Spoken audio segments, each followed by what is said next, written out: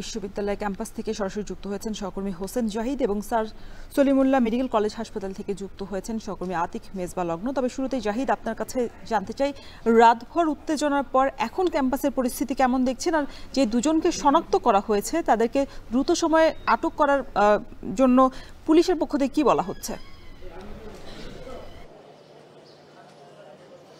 রওশন, আজ মূলত জগন্নাথ বিশ্ববিদ্যালয় দিবস পালন হওয়ার কথা ছিল, সেটি পিছিয়ে 22 তারিখ করা হয়েছে। তবে সে 22 তারিখেও মূলত উৎসব নয়, সেখানে একটি নিরানন্দ একটি উৎসব পালন করা হবে। সেখানে শোকের ছায়া সেটিও সেখানে প্রতিধ্বনিত হবে, সেখানে দেখা যাবে।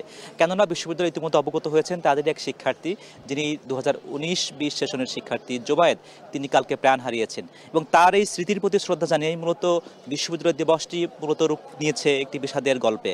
এবং ঘণ্টাখানেক পরেই এই ক্যাম্পাসে শেষবারের মতো জোবায়েদ আসবে, তবে সেটি শেষবারের মতোই আসবে। যেই ক্যাম্পাসে মূলত জোবায়েদের পদচারণা ছিল, প্রাণচঞ্চল ভরপুর ছিল এবং জোবায়েদের মতো অনেকগুলোই পরিচয়। সে একই সঙ্গে তার জেলা কমিটি, যে সকল ছাত্র কল্যাণ কমিটি ছিল সেখানে দায়িত্বে ছিলেন, একই সঙ্গে বিশ্ববিদ্যালয়ের যে ছাত্র দলের রাজনৈতিক যে শাখা যে কমিটি রয়েছে সেখানেও সে দায়িত্বশীল জায়গায় ছিলেন। কাজেই এই নানাবিধ পরিচয়ের কারণে তার ক্যাম্পাসে বেশ পরিচয় যেমন ছিল, একই সঙ্গে তার শরীর, বন্ধু বান্ধব, জ্যেষ্ঠ কিংবা কনিষ্ঠ অনেকেই তার এই স্মৃতির প্রতি শ্রদ্ধা জানাতে ইতিমধ্যে ক্যাম্পাস এলাকায় আসছেন। তবে যেটি বারবার আমি উল্লেখ করতে চাই, আসলে এখানে আনন্দ নয়, বিষাদী মুখ্য হয়ে উঠেছে। এবং যে বিষয়টি জানতে চাইলেন আপনি, যে আসলে দুইজন সন্দিগ্ধ আসামি গ্রেপ্তার হয়েছে, সে বিষয়ে মূলত পুলিশ তৎপর আছেন আসলে এই বিষয়টি তদন্ত করা কিংবা আইনি যে পদক্ষেপগুলো নেওয়া। কিন্তু এখানে মূলত যারা উপস্থিত হয়েছেন তারা একই সঙ্গে বড় একটি অংশ রয়েছে যারা ছাত্রদলের নেতাকর্মী, একই সঙ্গে যারা জোবায়েদের সহপাঠী, একই সঙ্গে জোবায়েদের সংগঠনের সঙ্গে যারা জড়িত, তার জেলা ছাত্র কল্যাণ সমিতির সঙ্গে যারা জড়িত, সবকিছু মিলিয়েই মূলত এখানে একটা বেদনা বিধুর পরিস্থিতি তৈরি হয়েছে। এবং ঘণ্টাখানেক পরেই মূলত এই ক্যাম্পাসে শেষবারের মতো জোবায়েদের মরদেহ নেওয়া হবে এবং সেখানে জানাজায় অংশ নেবেন এখানকার শিক্ষার্থীরা। সেই প্রস্তুতি মূলত এখন নেওয়া হচ্ছে। এবং 22 তারিখের আগেও এই যে 2 দিন সময় পাওয়া যাচ্ছে, এই 2 দিন মূলত বিশ্ববিদ্যালয়ের ক্লাস পরীক্ষা সেটি বন্ধ রাখার সিদ্ধান্ত নিয়েছে জগন্নাথ বিশ্ববিদ্যালয় কর্তৃপক্ষ। এবং আগামীকাল ক্যাম্পাসে তারা শোক পালন করার উদ্দেশ্যেই মূলত আগামীকাল তারা দোয়া মাহফিলের আয়োজন করা হয়েছে এবং সেখানে মূলত এই বিদায় নেওয়া জোবায়েদের জন্যই দোয়া করা হবে, প্রার্থনা করা হবে। এর পাশাপাশি যেহেতু এই ঘটনাটি বিশ্ববিদ্যালয়ের আশপাশের একটি এলাকা, পুরান ঢাকার মধ্যে এটি ঘটেছে, কাজেই কালকে রাতেও দেখেছিলাম যে শিক্ষার্থীরা যেখানে বিক্ষোভ করছিলেন এবং সেই বিক্ষোভের প্রেক্ষিতে দেখেছি রাতেই পুলিশ সন্দিগ্ধ আসামিদের গ্রেপ্তার করেছেন। কিন্তু সেই বিচার প্রক্রিয়া, সেই আটক অভিযান, সেই তদন্ত প্রক্রিয়া আরও বেশি ত্বরান্বিত করতেই মূলত শিক্ষার্থীদের এখনও চাওয়া পাওয়া যেমন রয়েছে, একই সঙ্গে শিক্ষার্থীদের সেই উপস্থিতিও রয়েছে ক্যাম্পাস প্রাঙ্গণে। এবং যেহেতু আজকে কোনো উৎসব কেন্দ্রিক কোনো পদক্ষেপ নেওয়া হয়নি, তারপরেও শিক্ষার্থীরা কিন্তু আসছেন এবং তাদের চোখে মুখে এই চিত্রটি বারবারই ফুটে উঠছে। তাদের একজন সহপাঠী, তাদের একজন বন্ধু, তাদেরকে হারিয়ে তারা শোকাহত এবং উৎসব নয়, বিষাদী জগন্নাথ বিশ্ববিদ্যালয়ের আজকের দিনের চিত্র। রওশন, চেষ্টা করব জানাজা পরবর্তী আরও খবর জানাতে। আপাতত এই ছিল আমার কাছে সর্বশেষ।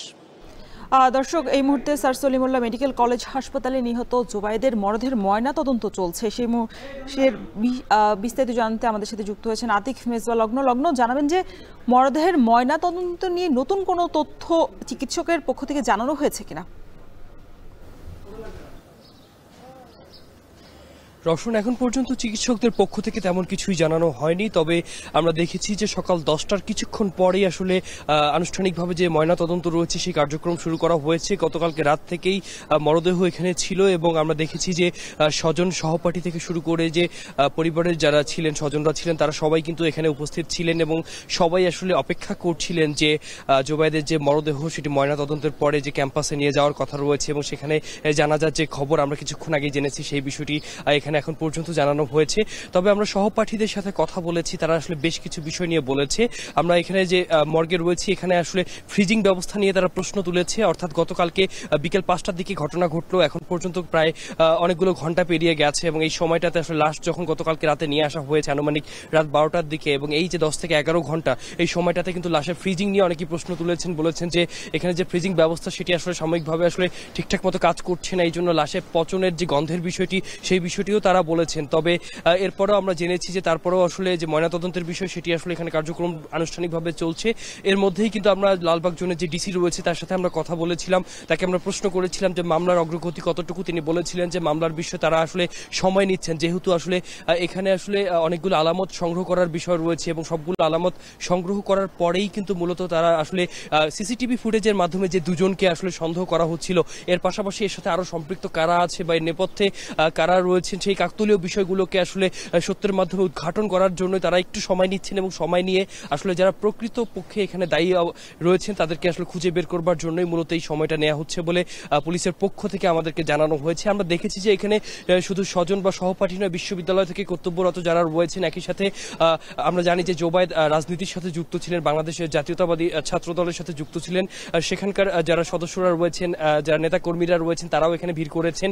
একই সাথে আমরা জানি যে জোবায়েদ স্থানীয় যে জেলা কল্যাণ রয়েছে, কুমিল্লার জেলা কল্যাণ এবং জেলা কল্যাণের যারা স্বজনরা রয়েছেন, সহপাঠীরা রয়েছেন, তারাও কিন্তু এখানে ভিড় করেছেন এবং তারা সবাই মিলে অপেক্ষা করছেন, অধীর আগ্রহে অপেক্ষা করছেন কখন আসলে সেই ময়না তদন্ত হবে এবং ময়না তদন্তের পরেই কিন্তু আসলে তার লাশকে নিয়ে যাওয়া হবে। তো এখনো ময়না তদন্ত চলছে, হয়তো বা কিছুক্ষণের মধ্যে শেষ হবে বলে আমরা জানতে পেরেছি। তো রওশন, এই ছিল এখান থেকে সর্বশেষ।